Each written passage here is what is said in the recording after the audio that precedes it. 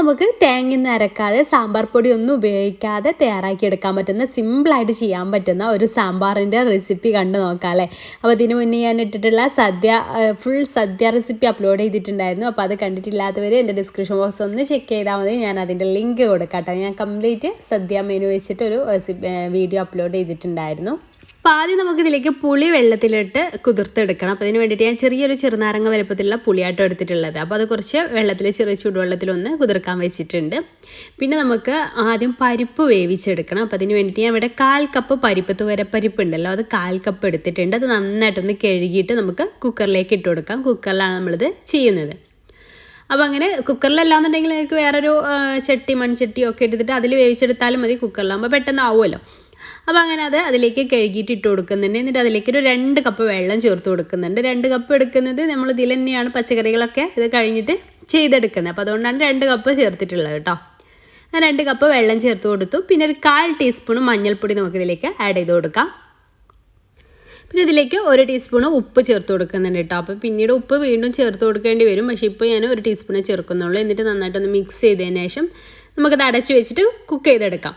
അപ്പോൾ നമുക്കിത് കുക്ക് ചെയ്യുന്ന മെത്തേഡ് എങ്ങനെയാണെന്ന് വെച്ചാൽ ആദ്യത്തെ ഒരു വിസിൽ വരുന്ന വരെ നമുക്ക് ഹൈ ഫ്ലെയിമിൽ ഇട്ട് കൊടുക്കുക. അതിനുശേഷം ലോ ഫ്ലെയിമിൽ ഇട്ടിട്ട് വേണം ബാക്കി 4 വിസിൽ, ടോട്ടൽ 5 വിസിൽ വരുന്ന വരെയാണ് അത് വേവിച്ചെടുക്കുന്നത്. ബാക്കി 4 വിസിൽ ലോ ഫ്ലെയിമിൽ ഇട്ടിട്ട് ചെയ്തെടുക്കുക. എന്നാൽ കറക്റ്റായിട്ട് കുക്കായിട്ട് വരും കേട്ടോ. അങ്ങനെ 5 വിസിലും വന്നതിന് ശേഷമാണ് ഞാനിത് പ്രഷറൊക്കെ കംപ്ലീറ്റ് പോയതിന് ശേഷമാണ് ഇത് ഓപ്പൺ ചെയ്യുന്നത്. അപ്പോൾ ഇതൊക്കെ നോക്കുക, പരിപ്പൊക്കെ നന്നായിട്ട് തന്നെ കുക്കായി വന്നിട്ടുണ്ടാവും. എന്നിട്ട് ജസ്റ്റ് നമുക്കൊരു വിസ്ക് വെച്ചിട്ടോ ഒന്ന് ഉടച്ചെടുക്കുക, അല്ലെങ്കിൽ ഒരു തവി വെച്ചിട്ട് ഉടച്ചെടുക്കുക. അങ്ങനെ ഏത് രീതിയിൽ ഉടച്ചെടുത്താലും കുഴപ്പമൊന്നുമില്ല. ജസ്റ്റ് ഒന്ന് ഉടച്ചെടുക്കാം കേട്ടോ നമുക്ക്. അപ്പോൾ നമ്മുടെ കറിക്ക് കുറച്ചൊരു തിക്നെസ്സും ഒക്കെ കിട്ടും ഇതൊന്ന് ഉടച്ചെടുത്താൽ. പിന്നെ പച്ചക്കറികളൊന്നും നമ്മളങ്ങനെ ഉടച്ചെടുക്കുന്നില്ല, കുഴഞ്ഞു പോവാതെയാണ് തയ്യാറാക്കിയെടുക്കുന്നത്. അപ്പോൾ ജസ്റ്റ് ഒരു വിസ്ക് വെച്ചിട്ട് ഞാൻ ജസ്റ്റ് ഒന്ന് ഉടച്ചെടുക്കുന്നുണ്ട്. അപ്പോൾ ഇത്രയും മതി. ഇനി നമുക്കിതിലേക്ക് വെജിറ്റബിൾസ് ഒക്കെ ഒന്ന് ഇട്ട് കൊടുക്കാം. അപ്പോൾ ആദ്യം തന്നെ ഞാൻ ഇട്ട് കൊടുക്കുന്നത് ചേനയാണ് കേട്ടോ.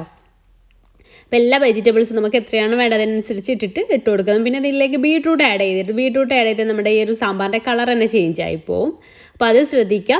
പിന്നെ ഏത്തക്കായാണ് കേട്ടോ. ഏത്തക്കായ ഇതുപോലെ കട്ട് ചെയ്തത് അതും അതുപോലെ വഴുതനങ്ങയൊക്കെ വെള്ളത്തിലിട്ടിട്ട് അതിൻ്റെ കറയൊക്കെ കളഞ്ഞതാണ്. പിന്നെ നമുക്ക് മത്തൻ ചേർത്ത് കൊടുക്കാം. പിന്നെ ഉരുളക്കിഴങ്ങ് ഉണ്ടെങ്കിൽ ഉരുളക്കിഴങ്ങ് ചേർത്ത് കൊടുക്കുക. പിന്നെ ഞാനിതാ കുമ്പളങ്ങയാണ് കേട്ടോ ചേർത്ത് കൊടുത്തിട്ട്. അതിന് പകരം നിങ്ങൾക്ക് വെള്ളരിക്ക ചേർത്ത് കൊടുത്താലും മതി. പിന്നെ മുരിങ്ങക്കായ 2 എടുത്തിട്ടുണ്ടായിരുന്നു, അത് ചേർക്കുന്നുണ്ട്. അതുപോലെ വഴുതനങ്ങ ഇട്ട് കൊടുക്കുക. പിന്നെ ക്യാരറ്റ് ഇട്ട് കൊടുക്കുക. പിന്നെ ബീൻസ് ഇട്ട് കൊടുക്കുക. ബീൻസിന് പകരം നിങ്ങൾക്ക് പയർ അല്ലെങ്കിൽ കൊത്തമര അതൊക്കെ യൂസ് ചെയ്യാം കേട്ടോ. പിന്നെ ഞാൻ ബീൻസാണ് എടുത്തിട്ടുള്ളത്. പിന്നെ ഒരു പച്ചമുളക് ഇതുപോലെ കീറിയിട്ട് അതും ഇട്ട് കൊടുത്തിട്ടുണ്ട്. പിന്നെ കുറച്ച് കറിവേപ്പിലയും കൂടി ഇട്ട് കൊടുക്കുന്നുണ്ട്. ഇനി നമുക്കിതിലേക്ക് പൊടികളൊക്കെ ഒന്ന് ചേർത്ത് കൊടുക്കാം. അപ്പോൾ ഞാൻ ഇവിടെ 2 ടേബിൾ സ്പൂണ് മല്ലിപ്പൊടിയാട്ടോ ചേർക്കുന്നത്. സാമ്പാർ പൊടി ഉണ്ടെങ്കിൽ ഇങ്ങനെ ചേർക്കേണ്ട ആവശ്യമില്ല, നമുക്ക് സാമ്പാർ പൊടി വെച്ചിട്ടും ചെയ്യാം. പക്ഷേ ഇത് സാമ്പാർ പൊടി ഒന്നില്ലാതെ ഒക്കെ ചെയ്യാൻ വേണ്ടിയിട്ടാണ്. അപ്പോൾ 2 ടേബിൾ സ്പൂണ് മല്ലിപ്പൊടിയും 1 ടീസ്പൂണ് മുളക് പൊടിയാട്ടോ ഞാൻ ഇതിലേക്ക് ആഡ് ചെയ്ത് കൊടുത്തിട്ടുള്ളത്. പിന്നെ ഇതിലേക്ക് 1/4 ടീസ്പൂണ് കായം പൊടിച്ചതുണ്ടല്ലോ, അത് നമുക്ക് വാങ്ങിക്കാൻ കിട്ടും, 1/4 ടീസ്പൂൺ, അതാണ് ചേർത്തത്. അപ്പോൾ ഇതിലേറെ ഒന്നുകൂടെ നമുക്ക് ഫ്ലേവർ കിട്ടണമെന്നുണ്ടെങ്കിൽ പെരുങ്കായം ഉണ്ടല്ലോ, അതുണ്ടെങ്കിൽ ആ കട്ട അതിങ്ങനെ വെളിച്ചെണ്ണയിലൊന്ന് ചൂടാക്കിയിട്ട് പൊടിച്ചെടുത്താൽ മതി, അത് ചേർത്ത് കൊടുത്താലും മതി കേട്ടോ. അപ്പോൾ പിന്നെ ബാക്കി നമുക്ക് കുറച്ചുകൂടി ഉപ്പ് ആവശ്യമായിട്ട് വരും. നമ്മളിപ്പോൾ ആദ്യം 1 ടീസ്പൂൺ അല്ലേ ചേർത്തുള്ളൂ. പിന്നെ ഈ വെജിറ്റബിൾസൊക്കെ അതിലേക്കൊക്കെ ഉപ്പ് വേണം. അപ്പോൾ കുറച്ചുകൂടെ ഒന്ന് ഉപ്പ് ആഡ് ചെയ്ത് കൊടുത്തിട്ടുണ്ട്. എന്നിട്ട് നന്നായിട്ടൊന്ന് മിക്സ് ചെയ്തെടുക്കുക. ഇനി നമ്മൾ കുക്കറിൻ്റെ അടുപ്പ് വെച്ചിട്ടല്ല ഇത് വേവിച്ചെടുക്കുന്നത്. അപ്പോൾ ഒരുപാട് വെജിറ്റബിൾസൊക്കെ അങ്ങ് കുഴഞ്ഞു പോവും, വെന്തിട്ടുണ്ടോ കുഴഞ്ഞു പോവും. പിന്നെ നമുക്ക് വെജിറ്റബിൾസ് ഒന്നും കാണാൻ കിട്ടില്ല. അപ്പോൾ ഞാനിതൊരു അടപ്പ് വെച്ചിട്ട് തന്നെയാണ് കുറച്ചുകൂടെ വെള്ളം കുറവുണ്ടെങ്കിൽ കുറച്ചും കൂടെ ആഡ് ചെയ്ത് കൊടുക്കാം കേട്ടോ. ഇനി നന്നായിട്ടൊന്ന് മിക്സ് ചെയ്തിട്ട് നമുക്കിതൊരു വേറൊരു ലിഡ് വെച്ചിട്ട് അടച്ച് വെച്ചിട്ട് വേവിച്ചെടുക്കാം. അപ്പോൾ അത് തിളച്ച് വരുന്നവരെ നമുക്കൊന്ന് ഹൈ ഫ്ലെയിമിൽ ഇട്ട് കൊടുക്കാം കേട്ടോ. പിന്നെ ഇതിലേക്ക് ഒരു ഇൻഗ്രീഡിയൻറ്റും കൂടി ചേർക്കാനുണ്ട്. 8-10 ചെറിയുള്ളി ചേർത്ത് കൊടുക്കുക. ചെറിയുള്ളി ഇല്ലാന്നുണ്ടെങ്കിൽ ചെറിയൊരു സവാള ചേർത്ത് കൊടുത്താലും മതി. അപ്പോൾ ഞാൻ 8-10 ചെറിയുള്ളി ആകുമ്പോൾ ഒന്നുകൂടെ ടേസ്റ്റ് ആയിരിക്കും കേട്ടോ. അത് അതുപോലെ അങ്ങ് ഇട്ട് കൊടുക്കാട്ടെ ചെയ്തിട്ടുള്ളത്, ഒന്നും ചെയ്തിട്ടില്ല. അപ്പോൾ ഹൈ ഫ്ലെയിമിൽ ഇട്ടിട്ട് നന്നായിട്ട് തന്നെ തിളച്ച് വന്നിട്ടുണ്ട്. ഇടയ്ക്കൊന്ന് തുറന്നിട്ട് ജസ്റ്റ് ഒന്ന് ഇളക്കി കൊടുക്കുക കേട്ടോ. അപ്പോൾ അതാ എല്ലാം നന്നായിട്ട് തന്നെ കുക്കായി വെജിറ്റബിൾസൊക്കെ ഒന്ന് കുക്കായി വന്നിട്ടുണ്ട്. ചേനയൊക്കെ ഒന്ന് ജസ്റ്റ് ഒന്ന് ഇങ്ങനെ മുറിച്ച് നോക്കിയാൽ മതി. അപ്പോൾ കുക്കായിട്ടുണ്ടെങ്കിൽ ഓക്കെയാണ്. അതുപോലെ മുരിങ്ങക്കായ ആയാലും ഒക്കെ ഒന്ന് വെറുതെ ഒന്ന് ജസ്റ്റ് ഒന്ന് ഉടച്ചു കൊടുക്കുക. അതിനുശേഷം അതിലേക്ക് നമ്മൾ പിഴിഞ്ഞ് വെച്ചിട്ടുള്ള പുളിയും അതുപോലെ തന്നെ ഒരു തക്കാളി അതുപോലെ അങ്ങ് ഇട്ട് കൊടുക്കുക. ലാസ്റ്റ് സ്റ്റേജിൽ ഇട്ട് കൊടുത്താൽ മതി. പിന്നെ മല്ലിയില ഈ ഒരു സാമ്പാറിന് പ്രത്യേക ഫ്ലേവർ കൊടുക്കും കേട്ടോ. മല്ലിയില സ്കിപ്പ് ചെയ്യരുത്. അപ്പോൾ ഒരു തക്കാളി അതുപോലെ വലിയ പീസായിട്ട് കട്ട് ചെയ്തിട്ട് അത് ഈ സമയത്ത് ഇട്ട് കൊടുക്കുന്നുണ്ട്. ഈ ഒരു സാമ്പാറിലാവുമ്പം നമ്മൾ തക്കാളി ഒന്ന് വഴറ്റുന്ന പോലെ അങ്ങനെ ഉടഞ്ഞു പോകുമെന്നും വേണ്ട, അതും കഷ്ണങ്ങളായിട്ട് തന്നെ കിട്ടണമല്ലോ. അപ്പോൾ അങ്ങനെ അതും ചേർത്തിട്ടുണ്ട്. പിന്നെ പുളി ചേർക്കുന്നതൊക്കെ നമ്മുടെ ഇഷ്ടത്തിനനുസരിച്ചാട്ടോ. അപ്പോൾ നമ്മൾ പുളിയും എല്ലാം ചേർത്ത് കൊടുത്തിട്ടുണ്ട്. ഇനി ഇതിലേക്ക് ഒരു ഇൻഗ്രീഡിയൻ്റ് കൂടെ ചേർക്കാനുണ്ട്, വെണ്ടക്ക. അപ്പോൾ വെണ്ടക്ക ഞാൻ ഈ ഒരു സമയത്തൊന്നും ചേർത്തിട്ടില്ല. വെണ്ടക്ക ഈ ഒരു സമയത്തൊക്കെ ചേർത്താൽ ഒരു കൊഴുപ്പുണ്ടാവും. അപ്പോൾ അതുകൊണ്ട് തന്നെ അതിങ്ങനെ എണ്ണയിലൊന്ന് ഫ്രൈ ചെയ്തിട്ടാണ് നമ്മളിത് ചേർത്ത് കൊടുക്കുക. അപ്പോൾ ഞാൻ സാമ്പാർ അവിടെ ഫ്ലെയിം ഓഫ് ചെയ്തിട്ടുണ്ട് കേട്ടോ. ഞാനൊരു പാനിലേക്കൊരു 2-3 ടേബിൾ സ്പൂൺ വെളിച്ചെണ്ണ ഒഴിച്ച് കൊടുക്കുന്നുണ്ട്. അതിലേക്ക് നമ്മുടെ വെണ്ടയ്ക്ക ഇട്ട് കൊടുക്കുക. അപ്പോൾ ഒരു 3 വെണ്ടയ്ക്ക എടുത്തിട്ടുണ്ടായിരുന്നു കേട്ടോ. അത് ഇതുപോലെ ഒന്ന് കട്ട് ചെയ്തിട്ട് അത് അതിലേക്ക് ഇട്ട് കൊടുക്കുന്നുണ്ട്. ചെറിയ വെണ്ടയ്ക്കയാണ് 3 2 മതി വലുതൊക്കെ ആണെന്നുണ്ടെങ്കിൽ. എന്നിട്ട് ഇതിലിട്ടിട്ട് നമുക്ക് നന്നായിട്ടൊന്ന് ഫ്രൈ ചെയ്തിട്ട് എടുക്കാം. അപ്പോൾ ഇങ്ങനെ നിങ്ങൾ ചെയ്യില്ല എന്നുണ്ടെങ്കിൽ ഇതുപോലെ ചെയ്ത് നോക്കട്ടോ. എന്നാൽ നമ്മുടെ ആ ഒരു സാമ്പാറിന് ഒരു വഴുവഴുപ്പ് ഉണ്ടാവില്ല. ഇതുപോലെ അങ്ങ് ഇട്ട് കൊടുത്താൽ ഒരു വഴുവഴുപ്പ് ഉണ്ടാവും, നമ്മുടെ അതിനൊരു കൊഴുപ്പായിരിക്കും. അപ്പോൾ ഇത് ഫ്രൈ ആയിട്ട് വന്നിട്ടുണ്ടെങ്കിൽ ഇത് നമുക്ക് സാമ്പാറിലേക്ക് ഇട്ട് കൊടുക്കാം. ഇതുപോലെ അങ്ങോട്ട് ഇട്ട് കൊടുത്താൽ മതി, മുഴുവനായിട്ട് ഇട്ട് കൊടുക്കാം കേട്ടോ.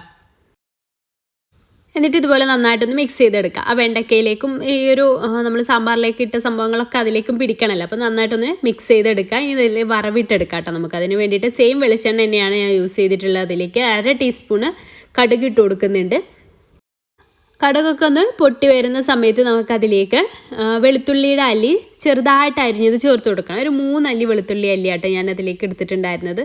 അത് ഇതുപോലെ വട്ടത്തിൽ ഇങ്ങനെ അരിഞ്ഞെടുത്തതാണ്. അത് ഇതിലിട്ടിട്ടൊന്ന് മൂപ്പിച്ചെടുക്കുക. അതൊന്ന് മൂത്ത് വരുന്ന സമയത്ത് നമുക്ക് വറ്റൽമുളക് ഇട്ട് കൊടുക്കാം. അപ്പോൾ വറ്റൽമുളകും ഒക്കെ നമ്മുടെ എരിവിനനുസരിച്ച് ഇട്ട് കൊടുത്താൽ മതി. 2 3 ഒക്കെ നിങ്ങളുടെ ഇഷ്ടത്തിനനുസരിച്ച് ചേർത്ത് കൊടുക്കുക. അപ്പോൾ അതും ഇട്ട് കൊടുത്തിട്ട് ജസ്റ്റ് ഒന്ന് മൂപ്പിച്ചെടുക്കാം. കരിഞ്ഞു പോവാതെ ശ്രദ്ധിക്കട്ടെ. ഇനി നമുക്ക് കറിവേപ്പില ചേർത്ത് കൊടുക്കാം. ഒരു 2 അല്ലി കറിവേപ്പില കൂടി ഇതിലേക്ക് ഇട്ട് കൊടുക്കുന്നുണ്ട്. എന്നിട്ട് നന്നായിട്ടൊന്ന് മൂപ്പിച്ചെടുത്ത ശേഷം നമുക്കതിലേക്ക് മല്ലിപ്പൊടി ചേർത്ത് കൊടുക്കാം കേട്ടോ. 1 ടീസ്പൂൺ മല്ലിപ്പൊടി ഈ ഒരു എണ്ണയിലേക്ക് ഇട്ട് കൊടുത്തിട്ടുണ്ട്. അപ്പോൾ നിങ്ങൾക്ക് കരിയൊന്ന് പേടിയുണ്ടെങ്കിൽ ഫ്ലെയിം ഓഫ് ആക്കിയിട്ട് ചെയ്യാം. അതുപോലെ തന്നെ കാശ്മീരി മുളകാണ് പിന്നെ ചേർത്ത് 1 ടീസ്പൂൺ കാശ്മീരി മുളകും പിന്നെ ഒരു 1/4 ടീസ്പൂൺ കായം കൂടി ഈ ഒരു സമയത്ത് ചേർക്കുന്നുണ്ട് കേട്ടോ. അപ്പം ഞാൻ ചെറിയ തീയിലിട്ടിട്ടാണ് ചെയ്യുന്നത്, കരിഞ്ഞു പോരുത്. അപ്പോൾ ഇതിൻ്റെ ടേസ്റ്റ് മാറും. അപ്പോൾ അങ്ങനെ അത് ഇതിലേക്ക് കാശ്മീരി മുളക് നിർബന്ധമൊന്നും ഇല്ല, അത് ഞാൻ ഒരു കളർ കിട്ടാൻ വേണ്ടിയിട്ട് ചേർത്ത് കൊടുത്തതാണ്. 1 ടീസ്പൂൺ മല്ലിപ്പൊടിയും 1 ടീസ്പൂൺ കാശ്മീരി മുളകും അതുപോലെ തന്നെ 1/4 ടീസ്പൂൺ കായം, അത്രയും മതി. എന്നിട്ട് നമുക്ക് ഈ ഒരു ചൂടോട് കൂടെ തന്നെ ഈ ഒരു സാമ്പാറിലേക്ക് അങ്ങ് ഒഴിച്ചു കൊടുക്കാം. അപ്പോൾ നമ്മുടെ തേങ്ങ ഇറക്കാത്ത കിടിലൻ സാമ്പാർ ഇവിടെ റെഡി ആയിട്ടുണ്ട്. അപ്പോൾ ഈ രീതിയിൽ നിങ്ങൾ ഇതുവരെ ട്രൈ ചെയ്ത് നോക്കിയിട്ടില്ലെങ്കിൽ എന്തായാലും ഒന്ന് ട്രൈ ചെയ്ത് നോക്കാം. ട്രൈ ചെയ്ത് നോക്കുന്ന സമയത്ത് ഫീഡ്ബാക്ക് അറിയിക്കാൻ മറക്കരുത് കേട്ടോ. അപ്പോൾ ഈ വീഡിയോ നിങ്ങൾക്ക് ഇഷ്ടമായി യൂസ്ഫുള്ളായും തോന്നുകയാണെങ്കിൽ ലൈക്ക് ചെയ്യാനും മറക്കരുത്. അതുപോലെ മറ്റുള്ളവരിലേക്ക് ഷെയർ ചെയ്യാൻ താല്പര്യമുണ്ടെങ്കിൽ ഷെയർ ചെയ്ത് കൊടുക്കാനും മറക്കരുത്. അപ്പോൾ ഇൻഷാ അല്ലാഹ് പുതിയൊരു നല്ലൊരു വീഡിയോ ആയിട്ട് നമുക്ക് അടുത്തൊരു ദിവസം കാണാം. പിന്നെ നമ്മുടെ FB പേജിലാണ് നിങ്ങൾ ഈ വീഡിയോസ് കാണുന്നതെങ്കിൽ FB പേജ് ഫോളോ ചെയ്യാൻ മറക്കരുത്. യൂട്യൂബിലാണെന്നുണ്ടെങ്കിൽ സബ്സ്ക്രൈബ് ചെയ്യാനും മറക്കരുത്. അപ്പോൾ ഇൻഷാ അല്ലാഹ് താങ്ക് യു.